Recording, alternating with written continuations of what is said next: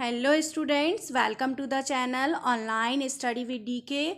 मैं नीलम आपके लिए सीटेट 11 जनवरी 2022 को जो एग्ज़ाम हुआ है उस पेपर का एनालिसिस आपके सामने लेकर के आई हूँ। तो आप इन एनालिसिस के जो क्वेश्चंस हैं हमारे वो देखेंगे और हमें ये भी बताएंगे कि आपके एग्ज़ाम में क्या प्रश्न आए थे। और हमारे इस व्हाट्सअप नंबर पे जो कि है आपका 9329062285, इस पर आप हमें प्रश्न भेज सकते हैं। बाकी आप हमें कमेंट करके भी बता सकते हैं। तो जो फर्स्ट वाला क्वेश्चन है आपका वो नृत्य से ईवीएस से आया हुआ है। छऊ नृत्य कहाँ का है? देखिए, कुछ बच्चे इसे छऊ बोल रहे थे, कुछ बच्चे छाऊ बोल रहे थे, दोनों अपने आप में अलग है।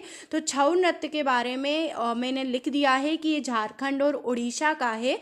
और सेकेंड क्वेश्चन जो कि आपका ईवीएस से है, देखिए पेपर बहुत मॉडरेट आ रहा है, मतलब लैंग्वेज थोड़ी की मॉडरेट करके दी जा रही है। बाकी आपका सारे पेपर में क्वेश्चंस रिपीटेड ही हैं। देखिए, आवाज़ से आया था तो आवाज़ के बारे में हमने यहाँ आपको बता दिया है। बाकी 21 जगह के आवाज़ के बारे में आया था, वो आप हमें कमेंट में बताएंगे।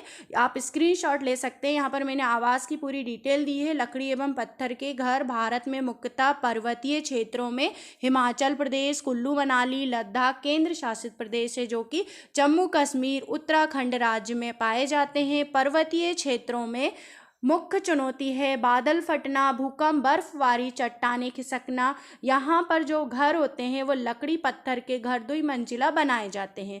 पहली मंजिल में ये लोग अपने अपने पशुओं को, सामान को रखने के लिए इस्तेमाल करते हैं।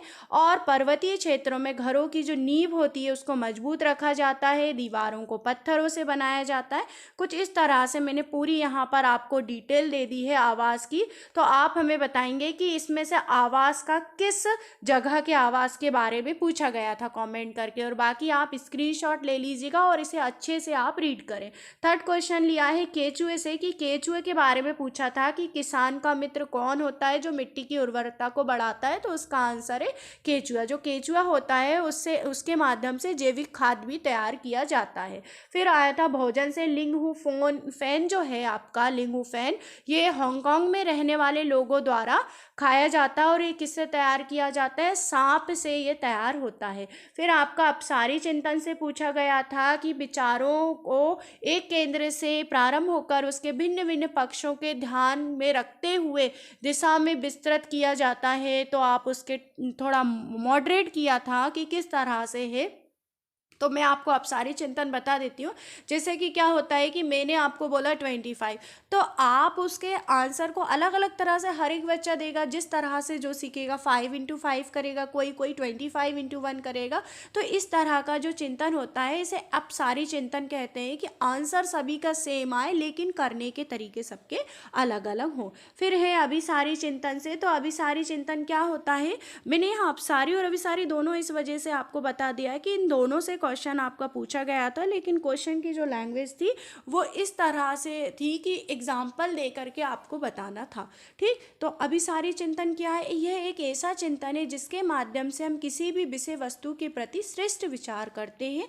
इसे ही अभिसारी चिंतन कहते हैं। मतलब आपकी कोई भी इस तरह की वस्तु है कि आपका भी आंसर वही आएगा, मेरा भी वही आएगा, और करने का तरीका भी एक ही होना चाहिए। ठीक है, फिर आपका देखिए प्याजे से रेगुलर क्वेश्चंस पूछे जा रहे हैं। तो आज मैंने सोचा कि क्यों ना मैं आपको प्याजे की चारों अवस्था के बारे में ही बता दूं।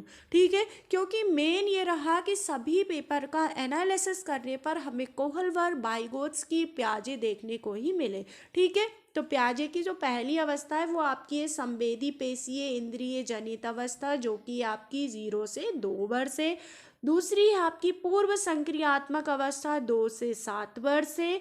स्थूल या मूर्त संक्रियात्मक अवस्था 7 से 12 वर्ष है। और औपचारिक अवस्था है आपकी 12 वर्ष के बाद। तो आप इसका स्क्रीनशॉट ले लें और मैं आशा करती हूँ कि आप प्याजे के क्वेश्चन तो नेक्स्ट एग्जाम में कोई भी बच्चा गलत नहीं करके आएगा। ठीक है, तो नेक्स्ट क्वेश्चन देखिए विकार के बारे में भी मैं जब से इसका एनालिसिस मैंने स्टार्ट किया है, इससे पहले सर कर रहे थे तब भी विकार से क्वेश्चंस पूछे गए, अभी भी तीनों में विकार के क्वेश्चंस पूछे गए। हाँ, बाकी ये रहा कि जो विकार है कभी आपका डिसलेक्सिया पूछ लिया तो कभी डिसकैलकुलिया पूछ लिया। आज के एग्जाम में बच्चों के द्वारा पता चला कि भाई डिसग्राफिया पूछा गया। अब डिसग्राफिया क्या होता है? ग्राफ, और ग्राफ हम बनाते हैं तो ये कौन सा विकार में आएगा? लेखन संबंधी विकार में। तो आप इस विकार का स्क्रीनशॉट ले लीजिए, नेक्स्ट एग्जाम में गलत नहीं होना चाहिए यदि इस एग्जाम में किसी भी बच्चे का गलत हुआ है तो।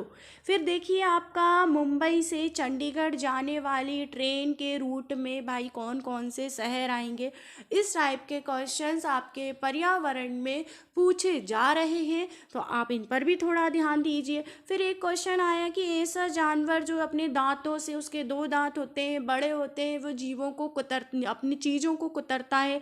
तो देखिए तो सीधी सी बात है, गिलहरी ही ऐसी जानवर है। फिर है आपका केंद्र शासित प्रदेश से। देखिए केंद्र शासित प्रदेश से की ऑप्शन दे दिए भाई, इनमें से केंद्र शासित प्रदेश है या नहीं है, इस टाइप से क्वेश्चन पूछा गया।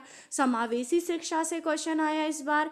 एनईपी 2020-2005 से क्वेश्चन आया। अधिगम से, समाजीकरण से संबंधित। देखिए सारे क्वेश्चंस मॉडरेट आ रहे हैं, बच्चे कंफ्यूज हो रहे हैं। अगर आप देखेंगे तो इन सभी टॉपिक से बार बार क्वेश्चन पूछे जा रहे हैं। कोई ऐसा नई बात नहीं है कि हमने कोई नई चीज़ देख ली हो, ठीक है। और अब आपके लास्ट कुछ पेपर ही बचे हैं, तो जिन बच्चों को नहीं अभी तक भी एनालिसिस नहीं समझ में आया है तो और भी अच्छे से आप इन टॉपिक्स को प्रिपेयर कर लें।